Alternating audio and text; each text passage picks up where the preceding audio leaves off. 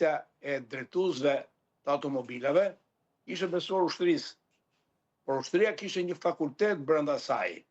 Fakultetin e mekanikës ku përgatitishin drejtuesit e automobilave, pra këta që bënin 4 vjet shkollë për automobila dhe mësonin ka teori ngare automobili, dhe kur diskutojmë në njëri unë që i them ka teori ngare, të shikojmë që të habitur, se duket një çudi e madhe.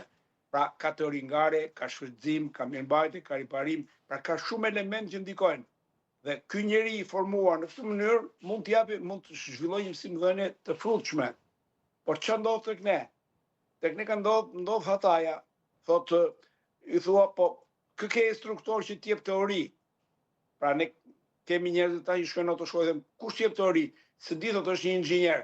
Po pyetet ç'a dege ka mbaruar. Pra njerëz pa kualifikuar japin mësim. Pse? Se njerëzit kanë frikë ka fjala inxhinier.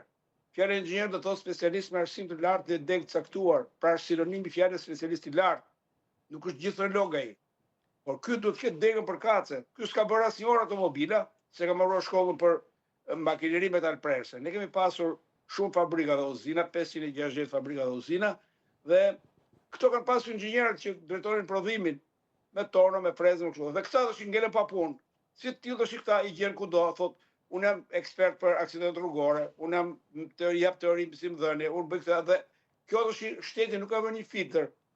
Që thotë, mor po ti jep mësim të në ato shkollë, por aty sa ora automobila ke bërë vetë një herë. 0 orë automobila. Jo, po jam inxhinier. Jo, po jo inxhinier jeti, po ti je inxhinier për konstruksione. Kur të kemi për të bërë konstruksione, ti je i parë në listë. Këtu flasim për automobilin.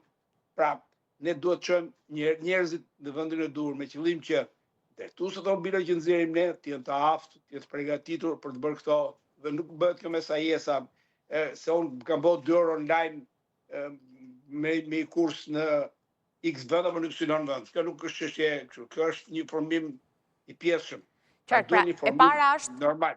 Mungesa e edukimit. E dyta vjen mungesa e profesionalizmit, po e quajmë. Pra, që personat të cilat janë vërtet eksperta se fushet të caktuar, të mësojnë më pas edhe të gjitha brezat që vinë me idenë për të mësuar, për të ngarë si shtatju një automobil.